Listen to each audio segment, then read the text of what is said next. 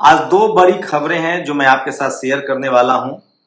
पहली बड़ी खबर है कि सम्राट चौधरी ओबीसी समाज से हैं और वो बिहार में बांकीपुर सीट हार गए। बीजेपी के जो राष्ट्रीय अध्यक्ष है नितिन नवीन, उनसे ज्यादा सम्राट चौधरी पर निशाना है। जनरल कैटेगरी के लोग निशाना साध रहे हैं। उसके बाद दूसरी खबर है कि मध्य प्रदेश दतिया से मोहन यादव मुख्यमंत्री हैं और वो सीट भी बीजेपी हार गई। तो इसकी क्या वजह है? और दूसरी बड़ी खबर है, सोचिए, रांची में छात्रों का प्रोटेस्ट चल रहा है। मुख्यमंत्री हैं हेमंत सोरेन, वहां न लाठीचार्ज है न किसी तरह की कोई दिक्कत है। राज्य सरकार बिल्कुल कोऑपरेट कर रही है, सारे टीवी अखबार खबर दिखा रहे हैं। उसके बाद बीजेपी आईटी सेल के प्रमुख अमित मालवीय, बीजेपी के प्रवक्ता, सब कह रहे हैं कि सीजीपी से मदद मांगिए। मतलब बीजेपी की ये हैसियत हो गई है कि वो एक आंदोलन नहीं चला सकती है झारखंड में। वो विपक्षी दलों को कह रही है, मतलब कांग्रेस जनता पार्टी को कह रही है, आम आदमी पार्टी को कह रही है, सोशल मीडिया वाले पत्रकार को गाली दे रहे हैं, टीवी वाले, कि आप झारखंड क्यों नहीं जा रहे हैं। मतलब सोचिए, ये दिन बीजेपी के हो गए हैं और टीवी अखबार का हो गया है। मतलब आरएसएस क्या कर रही है, बीजेपी क्या कर रही है, एबीवीपी क्या कर रही है, इनके सारे हिंदुत्व वाले जो संगठन है वो क्या कर रहे हैं।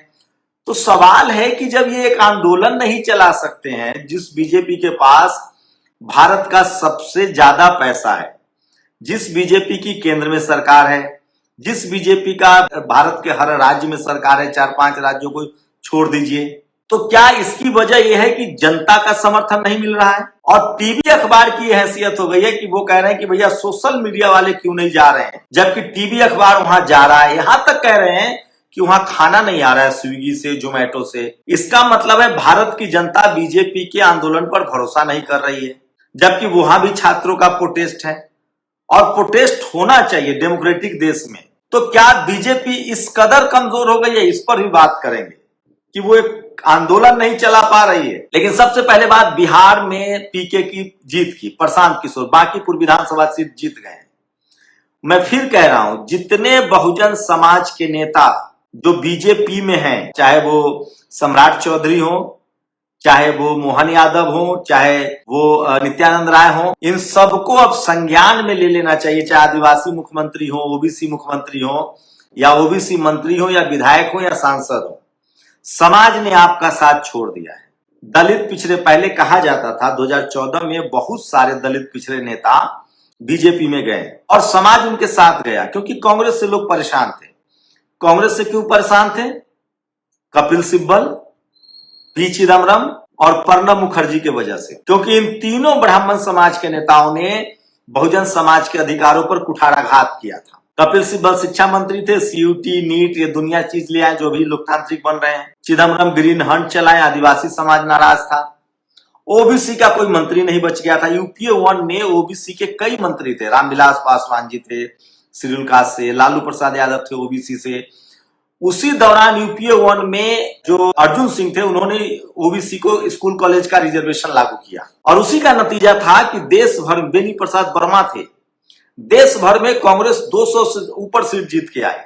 लेकिन यूपीए 2 में आते उसको चलाने लगे प्रणब मुखर्जी, कपिल सिब्बल और पी चिदम्बरम, तीनों ब्राह्मण समाज के नेता, और जमकर दलित पिछड़ों का अधिकार छीन लिया। नीट का पेपर गड़बड़ कर दिया, यूपीएससी के पेपर गड़बड़ हो गए, सीयूटी ला दिया, नीट पीजी ला दिया।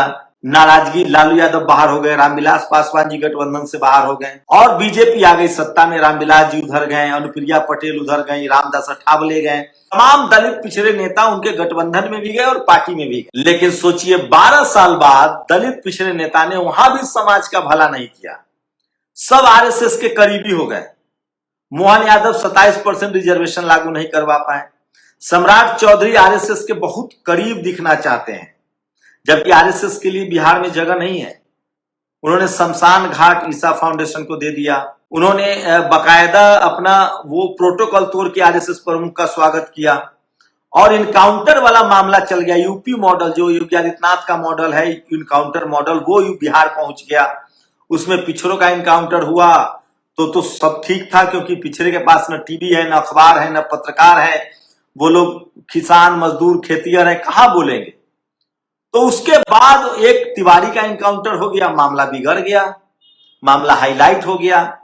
उसके बाद उन्होंने ओबीसी समाज को जातियों में बांटना शुरू कर दिया और वहीं से पूरा मामला गड़बड़ हो गया। तो मैं फिर कह रहा हूं, बीजेपी में जो ओबीसी नेता है, यहां तक कि नरेंद्र मोदी के बारे में भी अब परसेप्शन फैल गया कि वो आरएसएस उनको कंट्रोल करता है। आप देखिए, भूपेंद्र यादव के अधिकारियों को हटा दिया गया, धर्मेंद्र प्रधान ओबीसी उनका इस्तीफा ले लिया गया।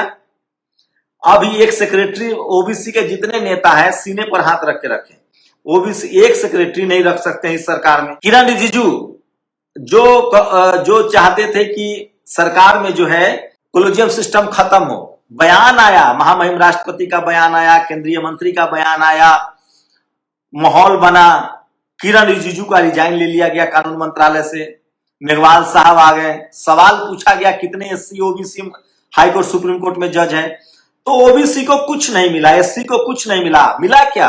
ओबीसी मंत्री के नाम पर धर्मेंद्र प्रधान ने वाइस चांसलर भर दिए जनरल कैटेगरी के, कॉलेज यूनिवर्सिटी में एनएफएस किया जाने लगा, सरकारी नौकरियां एडहॉक पे हो गई, रेलवे की वैकेंसी आनी बंद हो गई, बैंक की वैकेंसी आनी बंद हो गई, बैंकों का मर्जर होने लगा। तो बहुजन समाज तो नौकरी के सहारे है, उनके पास न जमीन है, न बिजनेस है, न कारोबार है।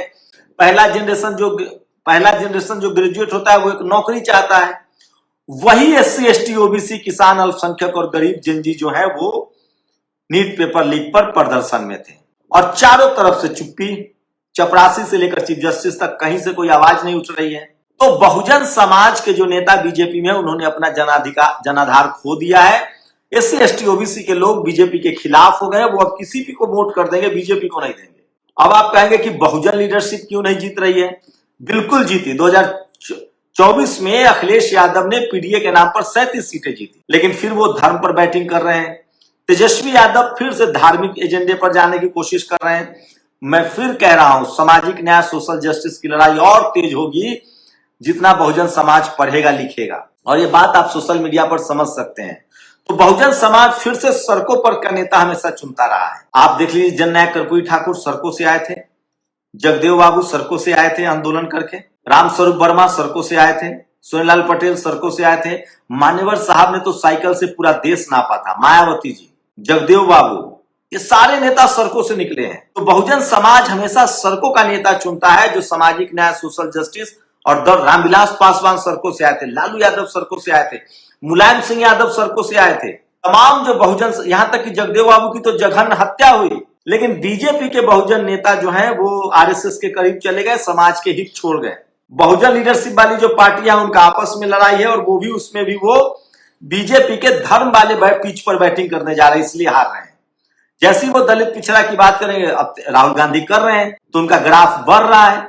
कॉकरोच जनता पार्टी आने के बाद अब देखिए, चंद्रशेखर आजाद हो या फिर अभिजीत दीप हो, ये दोनों बहुजन समाज से हैं और सड़क के नेता के तौर पर उभरे हैं। तो बहुजन समाज हमेशा सड़क का नेता चुनता है। लालू प्रसाद यादव मुख्यमंत्री बने, जगदेव बाबू मंत्री बने, बीपी मंडल साहब जो है वो सामाजिक न्याय के बड़े धुरंधर थे, बड़े योद्धा थे।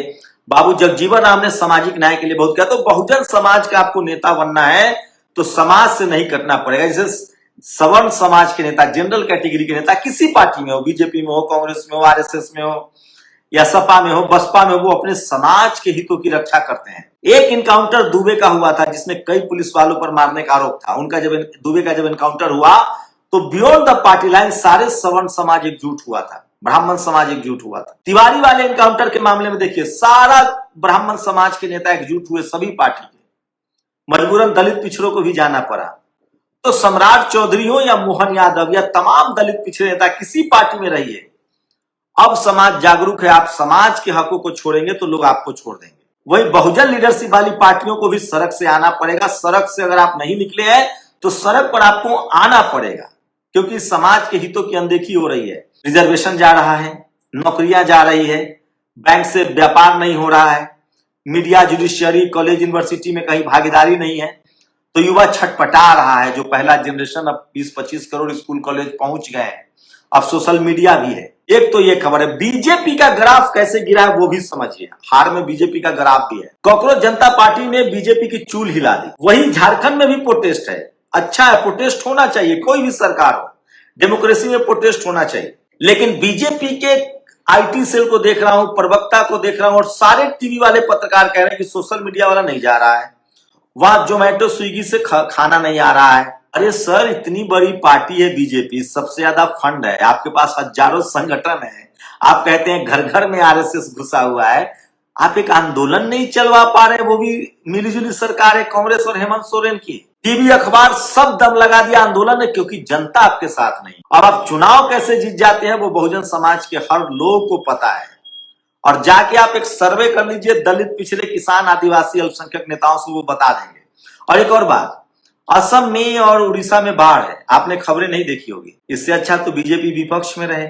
सोचिए, जहां खबरें नहीं दिखाई जाएंगी, असम में बाढ़ से बहुत बड़ी बुरी हालत है, उड़ीसा में भी बाढ़ है, खबरें ही नहीं चल रही। सरकार क्या काम करेगी वहां जब खबर ही नहीं। इससे अच्छा तो बीजेपी विपक्ष में रहे, खबरें चलती हैं। तो मैं फिर कह रहा हूं, बीजेपी को दलित, पिछड़ों, किसान, आदिवासी, अल्पसंख्यकों ने साथ छोड़ दिया है, चाहे वो महाराष्ट्र हो। अब चुनाव जो पूरा मामला दलित पिछड़ों का जो पता है, वो जानते हैं कैसे चुनाव जीत रहे हैं, लेकिन वो भी बहुत ज्यादा दिन तक नहीं चलेगा, क्योंकि भारत में लोकतंत्र की जड़ें गहरी है। सम्राट अशोक, चंद्रगुप्त मौर्य के समय से लोकतंत्र है, बुद्ध के समय से लोकतंत्र है, वैशाली लोकतंत्र की जननी है। थोड़ा बहुत इधर उधर होता रहेगा, लेकिन संविधान, लोकतंत्र, बाबा साहेब फूले, पेरियार, अंबेडकर, जगदेव बाबू, तथागत बुद्ध को आप दरकिनार नहीं कर सकते हैं। यहाँ कुछ भी नहीं चाहिए लोगों को असंवैधानिक तरीके से। तो मैं फिर कह रहा हूं, बीजेपी का ग्राफ गिर गया है, साफ गिर गया है, क्योंकि बहुजन ने उनका साथ छोड़ दिया है। अब आरएसएस भी बीजेपी को नहीं बचा पाएगी, क्योंकि आप टोटल वोट भी दे लीजिएगा तो 15%। एससी, एसटी, ओबीसी, किसान, अल्पसंख्यकों का सोचिए।